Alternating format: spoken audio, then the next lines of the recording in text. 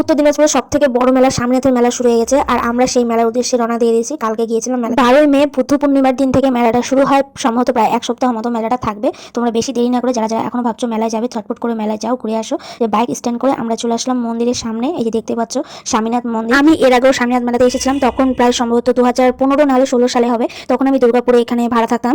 তো তোমরা কে কে স্বামীনাথ মেলায় এসেছো অবশ্যই কিন্তু কমেন্ট করে জানাবে। আর যারা যারা এখনো আসনি মিস করো না, প্রচুর খাওয়ার দোকান এসেছে। আর মেলায় যাবো ফুচকা খাবো না তা কি কখনো হয়? তা আমি কিন্তু বাটি হাতে দাঁড়াইনি, যে ছোট বাটি হাতে দাঁড়াইছিল, আর ও কিন্তু আমাকে ফুচকা খাইয়ে দিল। প্রায় 6টা দোকানে ফুচকা খেয়েছে, সব দোকানে টেস্ট করে দেখলো। প্রথমে যে দোকানটা খেয়েছিলাম সেই দোকানে টেস্টি ছিল।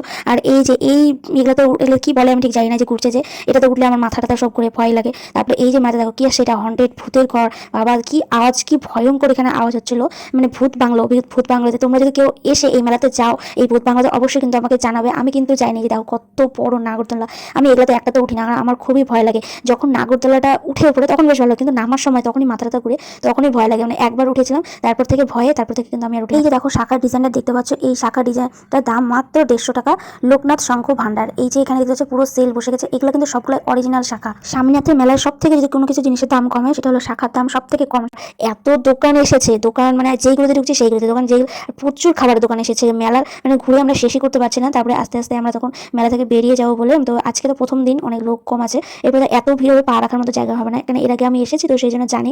আর অনেক সুন্দর সুন্দর জিনিস এসেছে মেলাতে। এই যে এখন আমরা বেরিয়ে পড়ছি।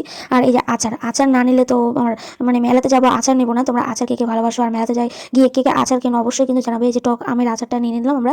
এখানে 50 টাকা করে, মানে 100 গ্রাম 50 টাকা করে ছিল আচার। আর গুগল পের ব্যবস্থা আছে এখানে, সব রকম ফোনপে গুগল পে সবটাই করতে পারবে তোমরা।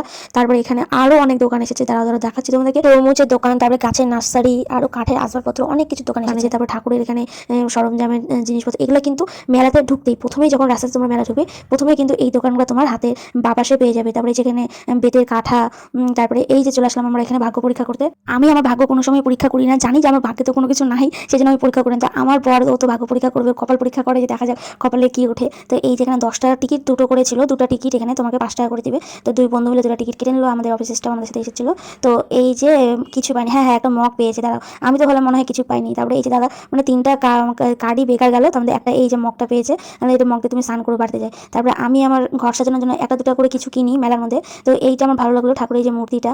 আর দেখো কত সুন্দর না মাটির পুতুলগুলো। তো এখান থেকে এই মূর্তিটা নিয়ে আমরা চলে আসলাম। Tata bye bye. ভিডিওটা ভালো লাগলে লাইক কমেন্ট করো তোমরা সবাই।